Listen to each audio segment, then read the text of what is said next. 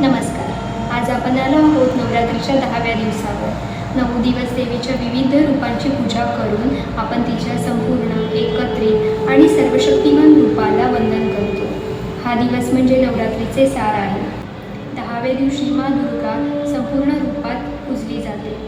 ज्या 9 स्वरूपांची आपण दररोज पूजा करतो ते सर्व रूप आज एकत्र होऊन देवी आपल्याला शांती, भक्ती आणि मोक्षाचे वरदान देते.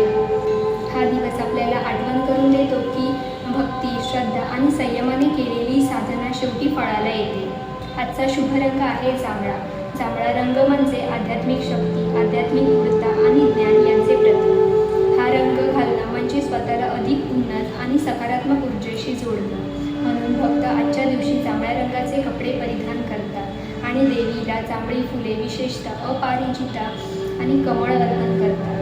या दिवशी भक्त घरी किंवा मंदिरात कन्यापूजन, सुहासिनी पूजन आणि हवन करतात.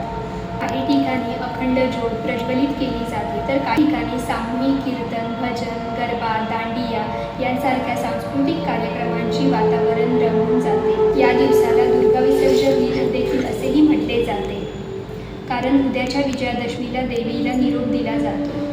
देवी भागवत आणि मार्कंडेय पुराणात सांगितले आहे की देवता आणि राक्षस यांच्यातील महासंग्रामात माँ दुर्गेने महिषासुरांचा असंख्य राक्षसांचा नाश करून धर्माचा विजय आणि अधर्माचा पराभव घडवून आणला.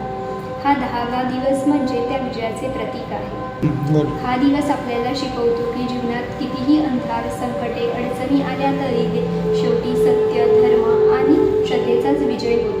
देवीचे संपूर्ण स्वरूप आपल्याला सामर्थ्य देते, जेणेकरून आपणही आपल्या आयुष्यातील महिषासुरांना म्हणजेच वाईट प्रवृत्ती, भीती, राग, मत्सर यांना हरवू शकतो. चला तर आज आपण प्रार्थना करूया. माँ दुर्गा, आम्हाला तुमची कृपा लाभो, आमच्या जीवनातील अंधार दूर हो आणि आम्ही नेहमी सत्य, प्रेम आणि करुणाच्या मार्गावर चालत राहू.